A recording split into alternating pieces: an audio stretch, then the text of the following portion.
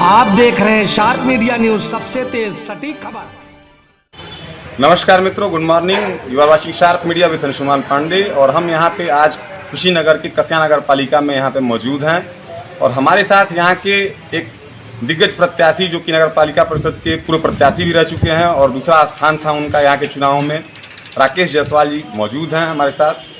पिछले 45 दिनों से आदरणीय राकेश जायसवाल जी के वॉलंटियरों द्वारा, स्वयंसेवकों द्वारा लगातार भोजन का निर्माण किया जाता है और उस भोजन को सड़कों पे जाके जो मजदूर बिहार के को प्रस्थान करने के लिए तमाम दूरियों से आ रहे हैं, कोई लखनऊ से आ रहा है, कोई पंजाब से आ रहा है, कोई आंध्र प्रदेश से आ रहा है, कोई साइकिल से आ रहा है, कोई पैदल आ रहा है, उन ज़रूरतमंदों में राकेश जायसवाल जी के कार्यकर्ताओं द्वारा डेली का डेली भोजन वितरित किया जाता है। सुबह भी करीब 150 पैकेट तैयार किए जाते हैं, दोपहर में भी 150 पैकेट तैयार किए जाते हैं और शाम को भी 150 पैकेट तैयार किए जाते हैं। आइए आज हम जानते हैं कि इसकी प्रेरणा उनको कहाँ से मिली। हम सभी देख रहे हैं कि पिछले 45 दिनों से लगातार आपका एक संघर्ष जारी है। पूरी दुनिया आज इस कोरोना महामारी से त्रस्त है और सब युद्ध स्तर पर लगे हुए हैं, दुनिया के हर मुल्क। आज कैसा महसूस कर रहे हैं आप और कहाँ से इन चीज़ों की प्रेरणा मिलती है? इन चीज़ों की प्रेरणा मिलने वाली चीज़ नहीं है, ये देख के समझने वाली चीज़ है। जैसे हम अपने घर में भोजन तो कर लेते हैं, लेकिन बाहर से जो मजदूर आते हैं, पैदल चलकर आते हैं, जो राहगीर हैं, प्रवासी भूखे पेट चलते रहते हैं, लगातार पैदल चलते रहते हैं। कोई साइकिल से चलता है, कोई मोटरसाइकिल से चलता है। अभी हम लोग सुबह निकले थे हाईवे पर, तो बड़ी संख्या में लोग मिले, सभी लोग भूखे थे। उन्हें रोक कर प्रेमोलिया में, वहाँ पे एक हमारा छोटे भाई ग्रुप एक टुनटुन गोड़ लड़का है, वो वहाँ पे लगातार भोजन कल से सुबह 4 बजे से लेके 10 बजे तक कराता है। और अभी यहाँ भोजन का जैसे आपने देखा कि पैकेट तैयार है, इसे लेकर अभी हम लोग निकलेंगे और जो भी राहगीर चाहे जिस भी रूप में मिलेगा उसे भोजन देते हुए हम लोग भोजन कराएंगे उनको।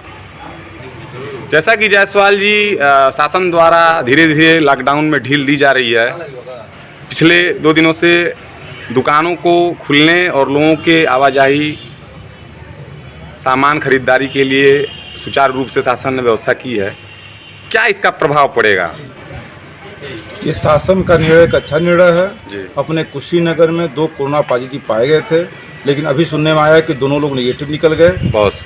और शासन ने ये निर्णय लिया है, उसमें एक चीज़ का ढील और देना पड़ेगा, क्योंकि जो बाजार में आने वाले लोग हैं उन्हें रोक दिया जा रहा है। कहीं ना कहीं चौराहे पर पुलिस के द्वारा, चाहे प्रशासन के द्वारा उन्हें रोक दिया जा रहा है। तो दुकान खोलने का कोई अर्थ नहीं रह जा रहा है।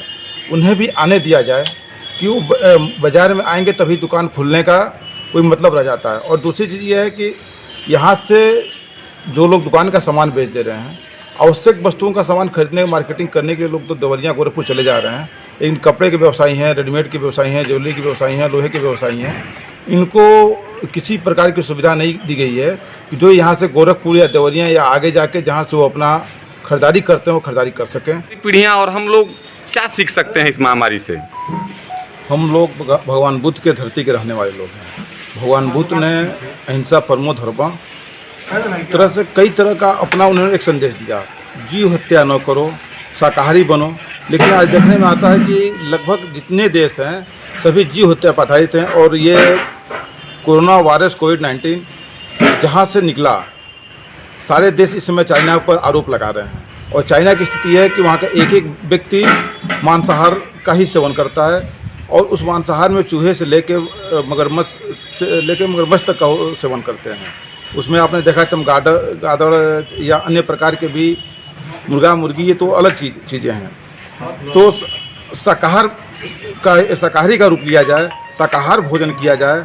और अभी इस समय एक दिन मैं पेपर पढ़ा तो उसमें आया कि चाइना में सब्जी उगाने की प्रक्रिया काफ़ी तेज़ी से चल रही है और ये भारतवर्ष में तो आज इस समय से ये मांसाहार तो नया रूप हो गया, लेकिन यहाँ पे तो सभी लोग शाकाहारी ही थे।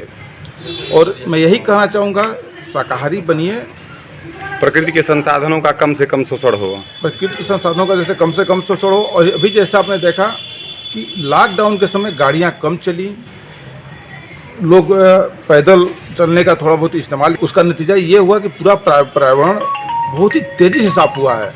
अभी मई का ये लगभग 10 तारीख होने जा रहा है, और मुझे नहीं लगता है कि किसी को एसी की आवश्यकता पड़ी हो, कूलर की आवश्यकता पड़ी हो। यहाँ तक लोग पंखे का यूज करते हैं, तो पंखा भी जिसमें सुबह के वक्त लोगों को बंद करना पड़ता है कि ठंडक महसूस होता है।